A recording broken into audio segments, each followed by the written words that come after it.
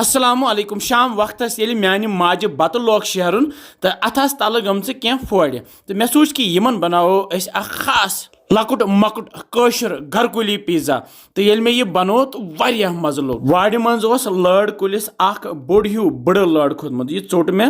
तो अत कोड़ मे ब्योल नबर तो अंदर कोड़मस माज नबर तो अत बनो मे यह खास चेटिंग अत लड़ माज सत त्रो मे दान वल प्यूत न्यूल मर्चवांगुन गंड प्यूत बे त्रोमस जामु दुध बे त्रोमस नून प्यूत ओड़ तो रलत यह लड़ प्याल थो मे गिलासस पे तो अत मज त्रा बह यह चेटिन अथ लड़ माजस बनो यह चेटिन बनान बराबर रायता अगर गर बाकी सब्जी तको तिम तथ रलत मे नी यह प्लेट तो अत पे त्रा बह यह फूड तो सह कशर कहावत बूझम ज्यादा फोड़ खेवान तमिस ज्यादा पत कोड़ जवान यह बस कशर कहावत तो यथ फोड़ पे त्रा बह यह चेटिन तो फहलावस सरसी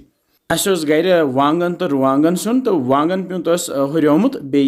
रुवांगन प्यूत हुरियोमुत तो यह त्रो मे अत पे तो फहलोमस यह ब्या सुन रोनुमुत गंड तो राजमा हेम्ब सस अलव त्राम अम मज त्रोमस ओड़ प्यूता श्रक पथ सत मे अत हिस्स तो करो बिस्मिल्लाह वो क्युत गोमुत वारिया मजेदार तह मज कम चीज ट्रिक कर्म इस्तेमाल तुम वन कमेंट सेक्शन में जरूरी कमिस फोड़ गसान पसंद सह लिखो।